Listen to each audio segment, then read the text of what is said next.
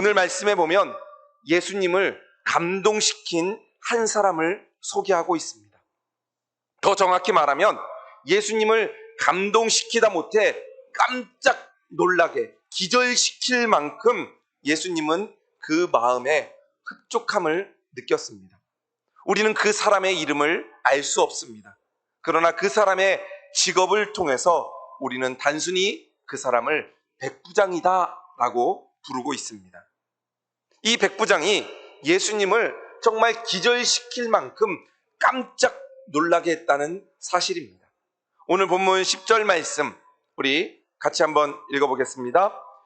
예수께서 들으시고 놀랍게 여겨 따르는 자들에게 이르시되 내가 진실로 너희에게 이르노니 이스라엘 중 아무에게서도 이만한 믿음을 보지 못하였노라. 아멘. 여기서 놀랍게 여겨라는 그 뜻은 깜짝 놀라게 하다, 자지러지게 하다, 정말 기절할 만큼 놀랐다라는 그러한 뜻입니다. 이것은 매우 중요한 의미가 있습니다. 예수님께서 그 3년 동안 기적을 베푸시면서 또 예수님의 그러한 사역을 하시면서 예수님이 놀라셨다라는 그러한 이야기들은 거의 없기 때문입니다. 오히려 예수님이 사람들을 놀라게 한 일들은 여러 개가 나옵니다. 예를 들면 예수님께서 풍랑을 잔잔케 하신 것을 그 제자들이 보고 깜짝 놀랐습니다. 아니, 예수님이 누구시기에 이 풍랑의 파도도 잠잠하게 되는가? 라고 생각하며 깜짝 놀랐다라는 그 말씀이 있습니다. 또 예수님이 저주받은 무화과 나무를 저주하면서 말라 비틀어지는 것을 보고 제자들이 깜짝 놀랍니다. 야, 예수님의 한마디로 그 무화과 나무가 마르는구나 라고 깜짝 놀라게 됩니다. 또 하루는 귀신 들린 자를 내쫓으면서 돼지 2,000마리가 되는 그때가 바다에 빠져서 몰살되는 것을 보고 그 동네 모든 사람들이 놀란 것을 우리는 잘 알고 있습니다. 또 죽었던 야이로의 딸이 다시 살아나는 것을 보고 모든 사람들이 놀라게 됩니다. 야, 예수님께서 죽은 자도 살리시는구나. 모든 사람들이 다 놀라게 됩니다. 그 예수님의 기적을 통해서 많은 사람들과 제자들이 놀랐다라는 것을 우리는 잘 알고 있습니다. 그런데 예수님을 놀라게 한 사건은 거의 없습니다. 바로 오늘 말씀에 나오는 그 백부장이 예수님을 놀라게 한 것입니다. 깜짝 놀랄 만한 그 일들이 백부장을 통해서 예수님을 놀라게 했다라는 것을 우리는 알게 됩니다. 우리 성도님들도 예수님을 믿으며 또 함께 예배드리며 신앙생활하며 또 이 세상을 살아가며 우리 삶 가운데 예수님을 감동시키고 예수님을 놀라게 하는 그러한 성도들 되시기를 주님의 이름으로 축복드립니다. 예수님을 감동시킬 때 우리의 삶은 기적을 경험할 수 있습니다. 오늘 말씀에서도 예수님이 감동하시고 깜짝 놀라시는 것을 경험하고 예수님께서는 그 백부장의 그러한 믿음을 보고 감동시키고 그에게 기적을 베풀어 주셨다는 사실을 우리는 보게 됩니다. 그렇다면 백부장이 어떻게 예수님의 마음을 감동시켰는지 함께 살펴보면서 우리도 예수님을 감동시키는 그러한 성도들 되시기를 주님의 이름으로 축복드립니다. 첫 번째, 주님이 깜짝 놀라신 이유는 백부장에게 있던 그러한 사랑 때문입니다. 백부장에는 사랑이 있었습니다. 그 사랑으로 예수님을 감동시켰습니다. 백부장은 이스라엘을 지배했던 그 로마 나라의 장교였습니다. 100명이나 되는 수하를 거느리고 있기 때문에 나름대로 큰 권세를 가지고 있던 사람입니다. 그에게는 하인들도 여러 명 있었습니다. 그런데 그 하인 중에 한 하인이 병이 들었습니다. 그 병이 들어서 중풍병에 걸려서 이제 죽을 지경이 되었습니다. 아마 제가 생각하기에는 많은 의사들이 그 진료를 받던 것 같습니다. 여러 약을 써봤지만 고쳐지지가 않았습니다. 많은 돈도 들어갔습니다. 그런데 고쳐지지 않는 그때에 가버나움에 예수님께서 오신다는 그 소문을 듣게 되었습니다. 그리고 백부장은 예수님께 찾아갑니다. 그리고 5절, 6절 말씀에 보면 이렇게 기록됩니다. 예수께서 가버나움에 들어가시니 한 백부장이 나와 간구하여 이르되 주여 내 하인이 중풍병으로 집에 누워 몹시 괴로워하나이다. 여기 보면 백부장이 하인을 위해 간청하는 것을 보게 됩니다. 낮은 사람이 높은 사람을 위해서 심부름을 가서 간청하는 것은 당연한 일입니다. 왜냐하면 낮은 사람이기 때문에. 그런데 높은 사람이 낮은 사람의 그러한 어려움을 듣고 직접 가서 간청하는 것은 거의 없습니다. 힘든 일입니다. 더군다나 이 시대의 하인은 정말 짐승과 같은 취급을 받았던 그러한 존재입니다. 오히려 병을 고치는 약값보다 다른 하인을, 건강한 하인을 사는 것이 돈이 덜 들어갈 수도 있습니다. 그리고 병 들었으면 그냥 버리면 끝입니다. 그런데 이 백부장은 이 하인을 사랑하는 마음이 가득했습니다. 그래서 어떻게든지 고치려고 노력하고 그래도 안 되자 이제는 예수님께 가서 정말 무릎 꿇고 간청하는 그 사랑하는 마음이 백부장에게 있었다라는 것입니다. 예수님은 이 하인을 불쌍히 여기는 백부장의 그 마음 가운데 있는 사랑을 보게 된 것입니다. 그 사랑하는 마음을 보고 예수님께서는 감동을 하신 것입니다. 그리고 그 사랑이 가득했던 그 백부장을 예수님께서는 칭찬하시고 그 하인의 병을 고쳐주셨습니다. 그것이 바로 기적을 경험하게 된 것입니다. 하인을 사랑하는 마음, 정말 주님을 사랑하고 하인을 사랑하는 마음으로 예수님께 찾아가 간청하는 그 사랑의 마음을 예수님께서는 보시고 감동한 것입니다. 일본 작가가 쓴 그러니까 당신도 살아라는 책이 있습니다. 이 책의 주인공은 오이라 미시오라는 사람입니다. 이 사람은 어렸을 때 이사 가게 되었고 그 초등학교에 가게 됐는데 왕따를 당하게 됩니다. 많은 아이들에게 괴롭힘을 당합니다. 담임 선생님에게도 이야기 못하고 부모님에게도 이야기 못하고 그 왕따를 당하면서 너무나 괴로워서 자살을 하려고도 시도를 했습니다. 그리고 학교를 그만둡니다. 그리고 가출을 하게 됩니다. 가출해서 담배도 손을 대고 술을 먹게 되고 마약도 하게 됩니다.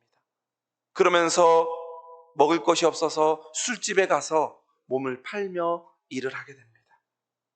그 소식을 들은 아버지가 충격을 받고 아버지가 병에 걸려 죽게 됩니다. 가정이 파괴됩니다. 삶이 다 망가졌습니다. 나중에는 깡패와 결혼하게 되고 험난한 삶을 살게 됩니다. 그런데 그 미시오라는 여인을 정말 사랑했던 그 아버지의 친구분이 있습니다.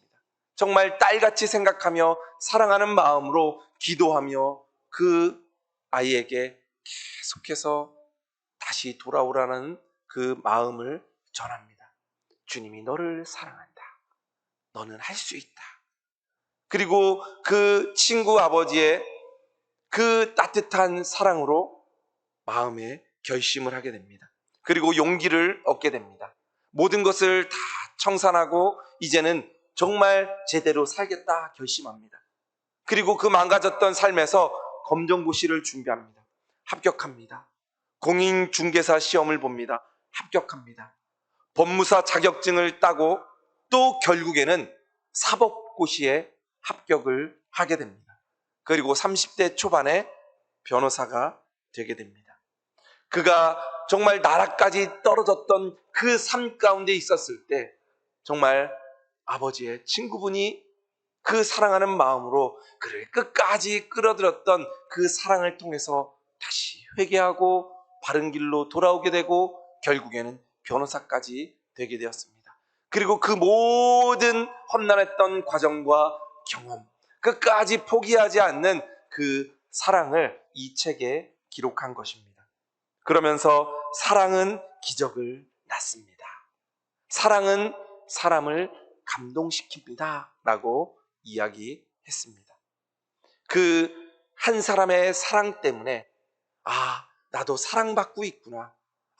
나를 사랑하는 사람이 있구나. 라는 것을 깨닫게 되고 이제 바른 길로 갔다고 합니다. 주님께서는 우리의 사랑을 보고 있습니다. 우리가 사랑하는 그 사랑을 주님께서는 보시고 감동하십니다. 정말 끝까지 사랑하는 그 마음을 보시고 예수님께서는 기적을 베풀어 주십니다. 여러분은 누구를 사랑하십니까? 가깝게는 아내와 남편을 사랑합니다. 아내와 남편을 사랑하는 마음으로 끝까지 기도하며 사랑하는 우리 성도들 되시기를 주님의 이름으로 축복드립니다. 또 자녀들, 사랑하는 자녀들을 위해서도 끝까지 사랑하며 기도하는 우리 성도들 되기를 주님의 이름으로 축복드립니다. 그렇게 될 때 우리의 가정 가운데 놀라운 하나님의 은혜와 기적이 일어날 줄로 믿습니다. 또 우리 교회 사랑하는 성도들을 위해서 함께 기도해 주시기를 바랍니다. 연약한 성도들을 위해 또 무엇인가 부족한 성도들을 위해 사랑하는 마음으로 기도할 때 우리 교회 가운데 놀라운 하나님의 그러한 기적들이 넘쳐나게 될 줄로 믿습니다. 또 여러분들의 주변에 있는 사랑하는 분들을 위해서 기도해 주시기를 바랍니다. 또 사랑하는 나라를 위해서 또 전 세계에 흩어져 있는 그러한 사람들을 위해서 기도해 주시기를 바랍니다. 그러한 기도를 통해서 사랑하는 마음을 통해서 예수님의 기적이 우리의 삶 가운데 일어나고 우리가 가는 그 모든 곳마다 예수님의 기적과 같은 그러한 일들이 일어나기를 주님의 이름으로 축복드립니다. 우리가 사랑을 베풀 때 더 예수님을 사랑하며 더 사랑의 마음을 베풀 때 우리의 삶은 성경에 나타났던 그 모든 기적들이 성경에만 나타나는 기적이 아니라 우리의 삶 가운데 내가 살아가는 그 모든 삶 가운데 예수님이 함께함으로 기적과 같은 삶을 살아가게 될 줄로 믿습니다. 오늘도 사랑함으로 예수님을 감동시키는 우리 성도들 되기를 주님의 이름으로 축복드립니다. 마지막 두 번째로 그 예수님을 감동시킨 그러한 감동은 겸손입니다. 백부장이 겸손함으로 예수님을 감동시켰습니다. 예수님은 중풍병에 걸린 그 아이를 사랑하는 백부장의 모습을 보게 되었습니다. 그리고 예수님께서 말씀합니다. 내가 가서 고쳐주리라. 그때 백부장은 예수님께 이렇게 말씀합니다. 주님, 예수님께서 내 집에 들어오는 것을 나는 감당하지 못하겠습니다. 다만 말씀만 해 주옵소서. 그러면 내 하인이 낫겠습니다. 주님께서 자기의 집에 들어오는 것을 감당할 수 없다는 것입니다.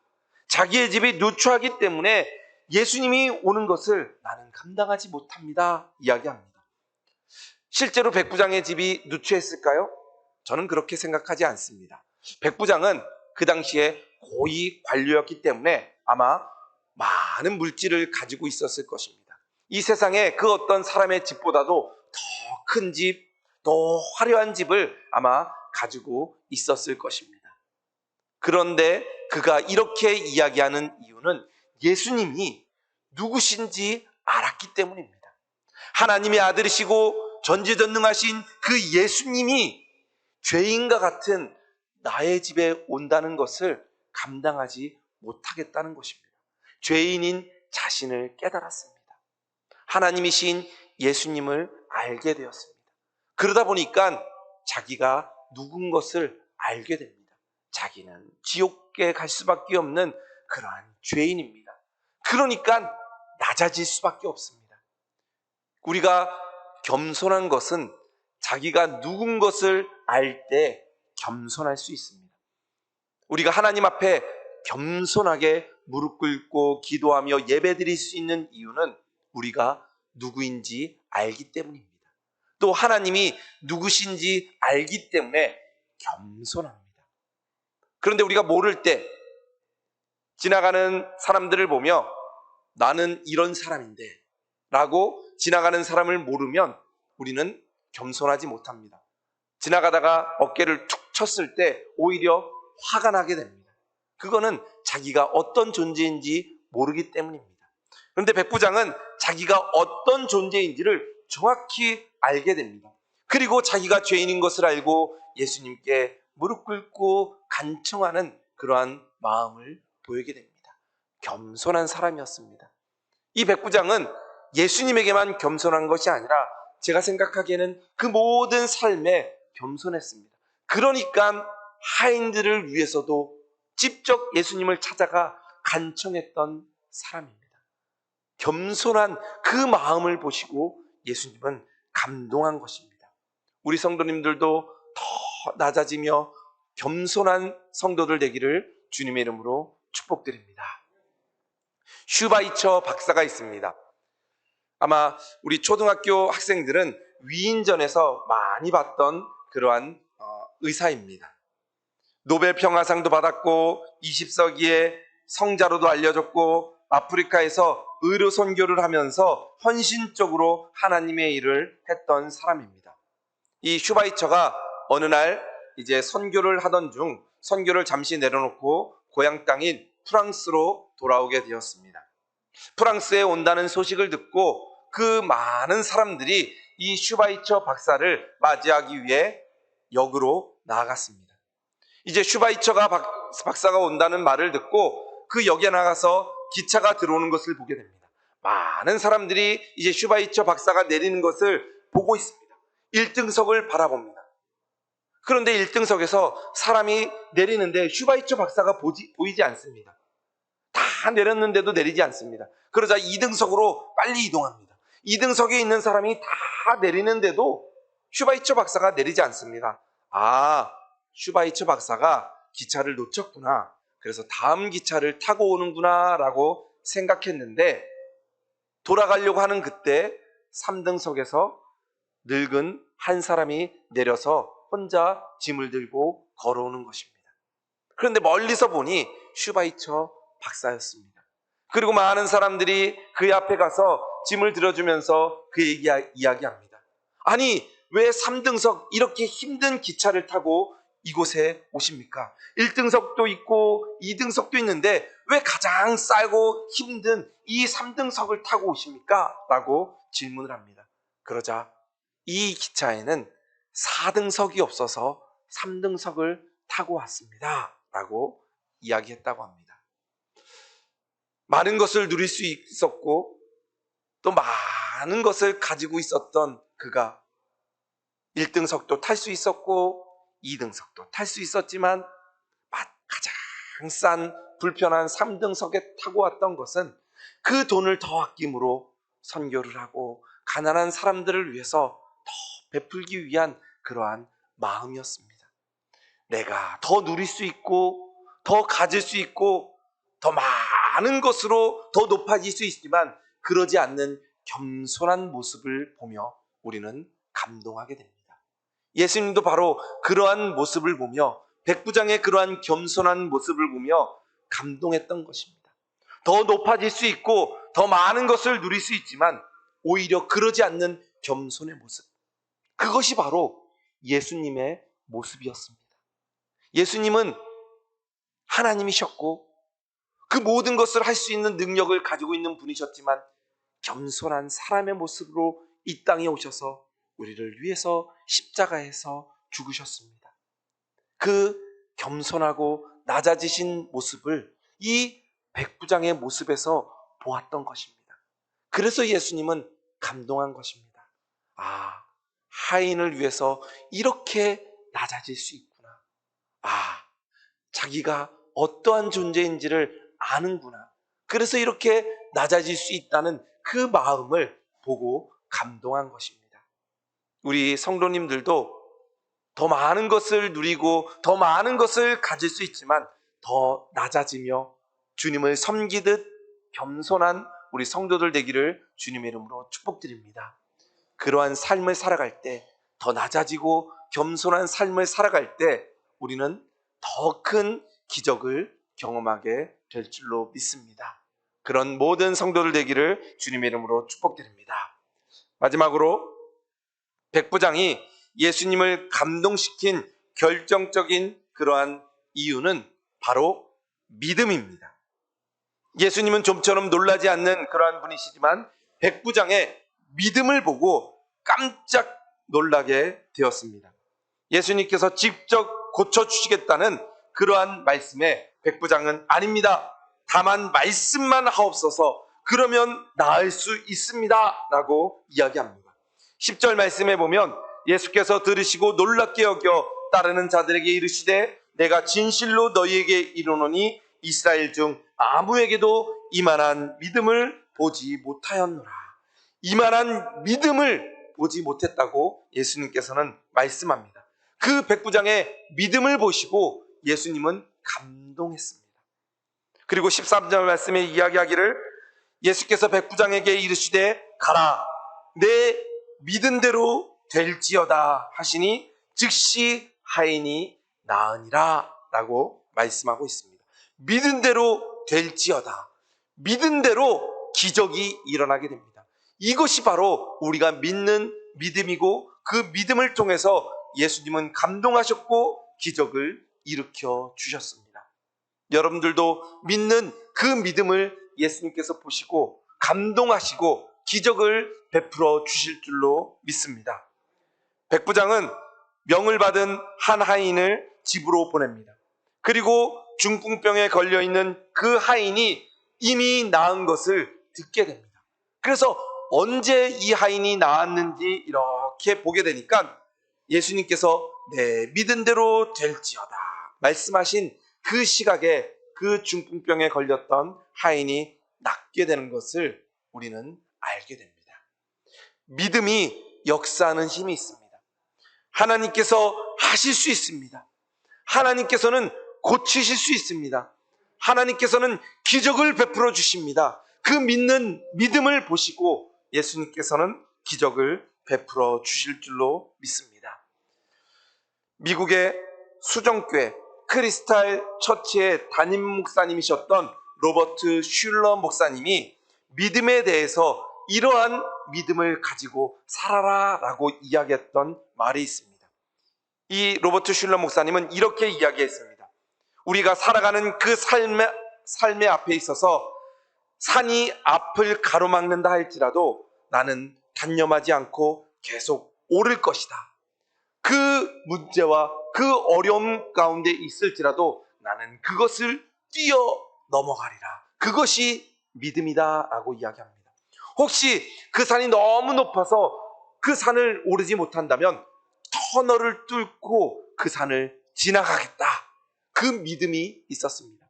그리고 터널을 혹시라도 못 뚫는다면 그 산이 축복의 산이 되고 금광석이 되는 그러한 산으로 변하게 될 것이다 라는 그러한 믿음을 가지고 목회했던 목사님입니다. 우리 앞에 문제가 있습니다. 그 문제를 우리는 뛰어넘어갈 수 있습니다. 그것이 믿음입니다. 우리 앞에 문제가 있습니다. 그 문제가 너무나 커서 뛰어넘지 못한다면 그 믿음으로 그 산을 뚫고 가십시오. 터널을 뚫고 가면 우리는 그 문제를 넘어갈 수 있습니다.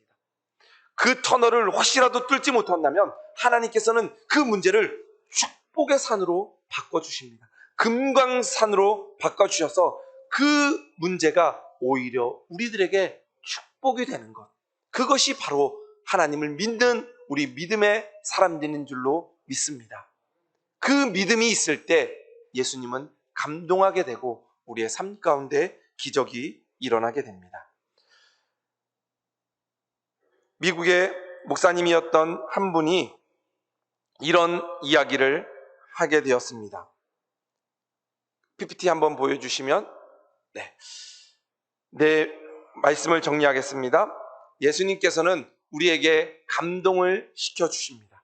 우리에게 감동을 받습니다. 그 감동은 오늘 백부장의 믿음처럼 그 백부장이 정말 하나님을 믿는 그 믿음으로, 또 사랑하는 그 사랑으로, 또 겸손함으로 예수님은 감동을 받게 됩니다. 그리고 예수님은 병들었던 그 하인을 고쳐주게 됩니다. 여러분들에게 사랑이 있으십니까? 여러분들에게 하나님을 인정하는 그러한 겸손함이 있으십니까? 여러분들에게 큰 문제가 있을지라도 주님께서 할 수 있다는 믿음이 있으십니까? 그렇다면 예수님을 감동시킬 수 있습니다. 그리고 여러분들 삶 가운데 기적과 같은 그러한 삶이 일어나게 될 줄로 믿습니다. 저는 요즘 이러한 백부장의 믿음을 보며 기도하고 있는 제목이 있습니다. 여러분들도 오늘 우리 홍 장로님이 기도해 주셨듯이, 또 새벽마다 우리가 기도하듯이 조성인 권사님을 위해서 우리가 기도하고 있습니다. 췌장암 2기의 진단을 받았습니다. 그리고 지난주에 항암 1차를 받았습니다. 또 몇 번의 항암을 통해서 또 암이 작아지고 또 이제 수술을 하게 될 겁니다. 그 이후에도 또 항암을 하게 될 겁니다. 그 힘든 과정 가운데 주님이 함께해 주셔서 정말 우리 성도들의 그러한 사랑을 통해서, 또 우리 성도들이 기도하는 그 기도를 들으시고, 또 우리 성도들의 그 믿음을 통해서 고쳐주실 줄로 믿습니다. 또 우리 성도들이 혹시라도 그런 어려움이 있다면 말씀해 주시고 함께 기도함으로 주님을 감동시키는 그러한 성도들이 되기를 주님의 이름으로 축복드립니다. 그러한 모든 문제들이 축복이 될 줄로 믿습니다. 또 기도 부탁드리기는, 우리 울산충성교회 카메라를 우리가 한 2주 전에 바꿨는데, 지난번 제가 섬기던 교회 한 집사님이 이렇게 헌물해 주셨습니다. 그리고 한 집사님이 오셔서 이렇게 카메라를 설치해 주셨는데, 이걸 헌물해 주신 집사님이 이제 췌장 쪽에 혹이 보인다고 해서 이제 다음 주 돌아오는 주에 검사를 하고 이제 결과를 보게 됩니다. 그 모든 과정 가운데 하나님이 함께 해달라고, 또 기적과 같은 그러한 하나님의 은혜를 경험해 달라고 기도해 주시기를 바랍니다. 그래서 우리 삶 가운데 정말 날마다 기적을 경험하며 주님이 나와 함께 하십니다. 주님이 함께 하시면 모든 것을 이겨낼 수 있습니다. 그런 기적과 같은 경험을 하며 살아가는 우리 성도들 되게 하여 주옵소서. 함께 기도하는 우리 성도들 되기를 주님의 이름으로 축복드립니다. 그리하여 날마다 예수님을 내 마음에 모시고 기적을 경험하며 하나님과 함께 동행하며 살아가는 우리 성도들 되기를 주님의 이름으로 축복드립니다.